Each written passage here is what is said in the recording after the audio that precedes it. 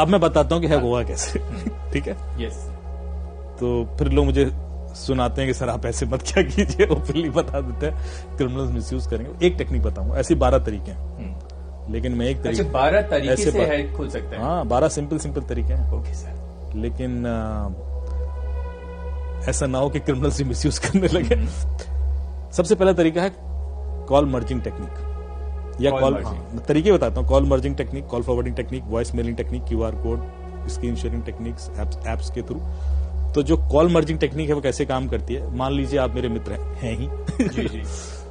और आपको एक कॉल आता है और वो कॉलर कहता है कि ध्रुव जी, अमित जी ने आपका नंबर दिया और हम एक इवेंट कर रहे हैं दिल्ली में, ताज होटल में, और आपको इनवाइट करना है और want you to host that event, या कुछ मीडिया के लोग चाहिए। तो आप बातचीत शुरू कर देंगे, आपको लगेगा कि अमित का रेफरेंस दिया है, विश्वास है, क्रेडिबल नाम है। फिर वो कहेगा Dhruv ji I think Amit is also calling you, आप एक काम कीजिए, वो कॉल मर्ज कर दीजिए, हम तीनों आपस में बात कर लेते हैं, क्योंकि हमने उनको भी इन्वाइट किया।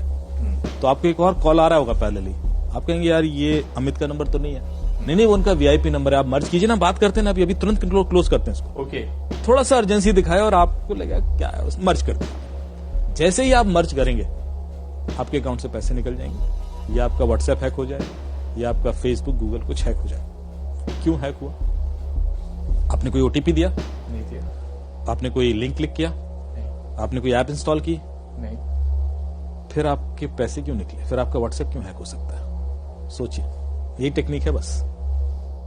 कैसे? मैंने आपने 2 इनकमिंग कॉल मर्ज की। यस। यही क्या? यस। चैलेंज यह था कि दोनों इनकमिंग कॉल अननोन नंबर से थी, इसमें से एक भी नंबर आपके फोन में सेव नहीं था। बिल्कुल करेक्ट। yes. ये वाला भी अननोन था, वो भी अननोन था। yes. बस यही नहीं करना है। ये जो दूसरा कॉल आपको आया वो ओटीपी का कॉल था। आजकल सारे ओटीपीज कॉल पे आते हैं। okay. जो पहले एसएमएस पे आते थे, now you have an option to invite them on call. WhatsApp का ओटीपी कॉल पे भी मंगा सकते हो, yes. बैंक का ओटीपी कॉल पे मंगा सकते हो, yes. गूगल का ओटीपी कॉल पे मंगा सकते हो, फेसबुक का ओटीपी कॉल पे मंगा सकते हो। तो जब वो क्रिमिनल आपसे बात कर रहा है, जो पहला कॉल है वो तो क्रिमिनल का है, वेरी क्लियर। उसने कहा अमित जी का कॉल आ रहा है, अमित का इस कॉल से कोई लेना देना नहीं है। तो दूसरा कॉल वो बैंक का है, वो बैंक के ओटीपी का कॉल है, आपने कॉल मर्ज कर दिया। जैसे ही आप कॉल मर्ज करोगे तो क्रिमिनल को ओटीपी सुनाई दे जाएगा। By the time you realize कि यार ये अमित क्या बोल रहा है, तब तक तो वो रेडी है ना अप्लाई करने को, कोड अप्लाई करेगा। okay. तो आपका ओटीपी ही तोड़ाना है। बिल्कुल।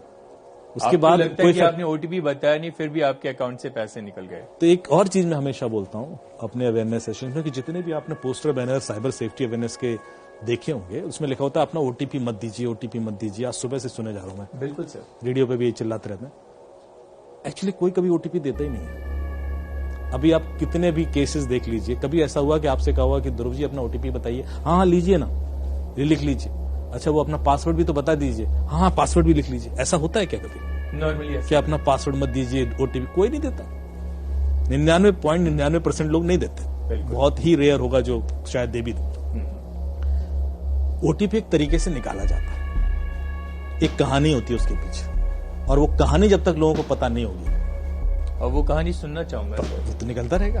जी बताइए। तो एक बड़ी इंटरेस्टिंग और ओटीपी निकालने की कहानी होती है। मेरे एक मित्र हैं, वो यूएस से आए हुए थे, यूएस में एक कंपनी में काम करते हैं। लखनऊ में थे, अपनी माता जी को थोड़ा सा तीर्थाटन करा रहे थे, घुमा रहे थे। शायद उस दिन उनको दिल्ली आना था, बनारस से लखनऊ आए होंगे और लखनऊ से दिल्ली आ रहे थे, तो फ्लाइट उसमें थे, एयरपोर्ट पर थे। तो उनकी माता जी थोड़ी सी थकान फील कर रही थी, और फिर उसके बाद दिल्ली से शायद वापस यूएस का कोई फ्लाइट था उनका।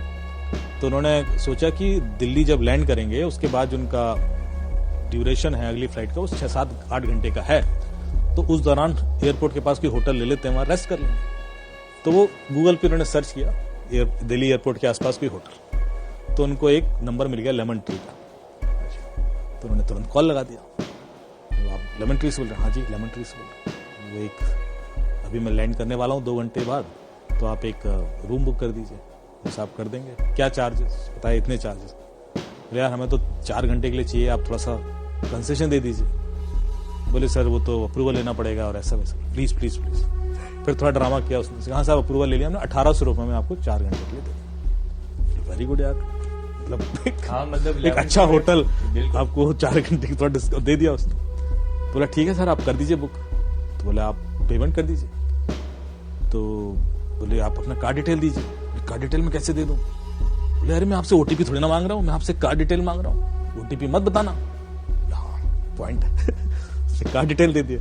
उसने कार्ड डिटेल भरे, उसने कहा सर वो 1600 रुपए का मैंने ओटीपी भेजा, आप देख लीजिए ओटीपी आया होगा। तो उन्होंने देखा 1600 रुपए का ओटीपी आया था, उन्होंने कहा ये लीजिए। उसने ओटीपी डाला, 1600 रुपए चले गए। अब वो बंदा बोला ठीक है मुझे बुकिंग नंबर दे दीजिए। बोले सर वो पेमेंट रिफ्लेक्ट नहीं कर रहा है। ओके, कर ऐसे कैसे हो सकता है? और इधर 1600 रुपए कट और दिए। हमारे अकाउंट से निकल गया, एसएमएस आ गया। बोले पता नहीं सर यहाँ रिफ्लेक्ट नहीं कर रहा है, हमारे अकाउंट में आया नहीं अभी तक। तो वो थोड़ा बहस होने लगी, यार मैं तो निकल गया और मैं तो ऐसा है, इतने में वो बोर्डिंग अनाउंस हो रही है कि फ्लाइट का, क्योंकि वो टाइमिंग ऐसा है। उनको लग रहा है यार क्लोज हो जाए मैटर तो पहुंचू वहां पे तो क्लियरिटी हो जाए, वरना फिर वही ड्रामा। तो बोलते नहीं नहीं सर वो आया नहीं है पैसा, और अभी मैं कैसे रेफरेंस नंबर दे दूं, और तो जब तक आएगा नहीं कर सकता। एक काम कीजिए सर, आप ना मुझे अपना जो आपके अकाउंट से पैसे निकले, बोले हाँ, तो उसका स्क्रीनशॉट भेज दीजिए तो मुझे कंफर्मेशन आ जाएगी। बोले हाँ कोई दिक्कत नहीं। उसने स्क्रीनशॉट लिया, भेज दिया। अब ये देखिए साइकोलॉजिकल गेम देखना, जो स्क्रीनशॉट भेजना आपके दिमाग में फीड करना था उसका पर्पस, कि आपको लगे कि स्क्रीनशॉट भेजने से कोई दिक्कत नहीं होती। तो आपने स्क्रीनशॉट लिया, भेज दिया, और वो उसने देखा। अब उसका रिएक्शन था, अरे सर यू आर राइट, 1600 रुपए दिए आपने, आपके तो अकाउंट से निकले, अब तो यू एब्सोल्युटली राइट सर। मतलब कितना इमोशनल। अब आप देखिए, हाँ पूरा हर चीज नोटिस कीजिएगा। तो फिर मेरे अकाउंट में क्यों नहीं दिख रहे? मतलब कहीं गड़बड़ है सर। आप एक काम कीजिए, हो जाता है कई बार सर ऐसा, आप 1 रुपए और ट्रांसफर कीजिए, क्योंकि कई बार क्या होता है वो पिछला वाला ना क्यू में अटक जाता है। तो 1 रुपए जब निकलेगा तो ये वाला भी एसएमएस आ जाएगा। अब पढ़ा लिखा आदमी है, सब जानते हैं कि ऐसा नहीं होता, लेकिन कम्युनिकेशन इतना डेंस हो चुका है, इंटेंस। तो उन्होंने कहा ठीक है साहब 1 रुपए और कर लेते हैं, 1 रुपए में क्या नुकसान है। तो उसने बोले 1 रुपए का फिर ट्रांजेक्शन किया। बोले सर वो ओटीपी आया होगा बता देना। तो इन्होंने देखा तो वो ओटीपी 16,000 रुपए का था। बोले यार ये ओटीपी तो 16,000 का है। बोले नहीं सर 1 रुपए ट्रांसफर किया मैंने। क्या बात कर रहे हो आप, मैं 16,000 क्यों ट्रांसफर करूंगा? अरे बोले नहीं ओटीपी 16,000 का। बोले नहीं नहीं 1 रुपए का, नहीं 16,000 का, 1 रुपए का। अरे आप स्क्रीनशॉट भेजिए सर, स्क्रीनशॉट भेज दो। फिर दोबारा आप समझे नहीं बात को। पहली बार जब स्क्रीनशॉट भेजा था तो उसमें ओटीपी नहीं था। अब जो स्क्रीनशॉट भेज रहे हो उसमें तो ओटीपी है। आपसे सीधे सीधे ओटीपी नहीं मांगा, आपसे घुमा से स्क्रीनशॉट निकलवा लिया। बात तो वही है ना। तो पहली वाली एक्सरसाइज में उसने सिर्फ आपके दिमाग में डाला कि स्क्रीनशॉट भेजने से दिक्कत नहीं होती। जैसे ही दूसरी बार में स्क्रीनशॉट भेज जाओ, उसने ओ ये क्या कर दिया मैंने तो ओटीपी भेज दिया। तो उसने अप्लाई किया, निकल गए 16,000। ये तो फ्लाइट बोर्ड करने वाले थे। तो आप देख रहे टेक्निक्स कितनी सोफिस्टिकेटेड। हर ओटीपी के पीछे कहानी है, और ऐसी 12-13 कहानियां जो ओटीपी चुराने की ही है मेरे पास अलग अलग।